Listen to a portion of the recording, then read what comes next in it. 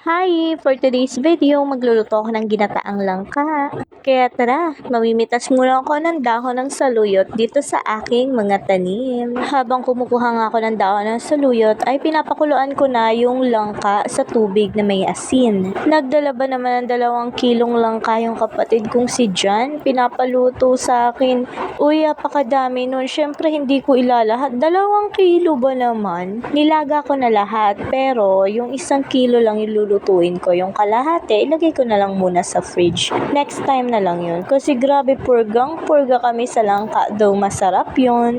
Siguro next week na lang ulit yung 1 kilo. Basta naman nilaga na yung langka, tapos ilagay sa freezer. Pwede lutuin kahit after 3 weeks pa yan, di masisira. Anyways, pagkatapos kong manguha ng saluyot, ay ito namang mga dahon ng malunggay. Medyo dadamihan ko kasi 1 kilo nga yung lulutuin kong langka. Hinimay ko na nga yung saluyot at dahon ng malunggay. Tinulungan na ako ng kapatid ko si Badger kasi ang daming hihimayin. Oy, pinatapos ko na nga sa kapatid ko si Badger yung paghihimay ng dahon ng malunggay at kinontinue ko na ang aking pagluluto. Malambot at luto na nga yung nilaga kong langka sa kabilang burner. Kaya dito sa kawali ay nito ko na yung dilis, tuyo, na sapsap. At ito ang chicken. Tapos, set aside muna lahat. Next ay igigisa ko na itong sibuyas, bawang at konting luya. Sama-sama na nga yan kasi gumamit ako ng food processor para hindi na ako maghiwa. Nang maluto na yung sibuyas, bawang at konting luya, nilagay ko na itong nilaga kong langka. Nilaga ko nga lang ito sa tubig na may asin. At pagkatapos ay nilagay ko na yung gata. Kukumamagata yung gamit ko.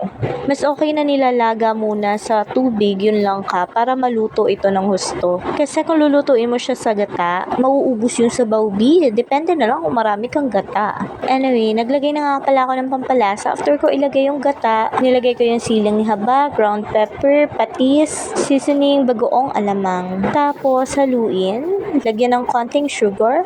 Naglagay din ako dito ng konting suka. Isang nor pork cube or pork broth. Then, ilagay ko na yung dahon ng saluyot at dahon ng malunggay. Haluin. Yan. 1 kulo na lang to kasi luto na yung langka. Kaya mabilis na lang. Nagdagdag pa nga ako ng dahon ng saluyot. Tapos, ilalagay ko na dito yung frinay ko na chicken. Konting dilis. Konting sapsap. Ayan, para lumasa siya. Hindi ko na lahat yung dilis at sapsap kasi gusto ni Mr. may nakaseparate. At eto na, hayaan lang siyang kumulo para maluto yung gata.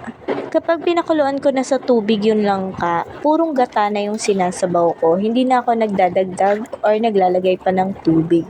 At eto na nga, luto na siya. Kain po tayo. That's it for today's video. Thank you for watching. Bye!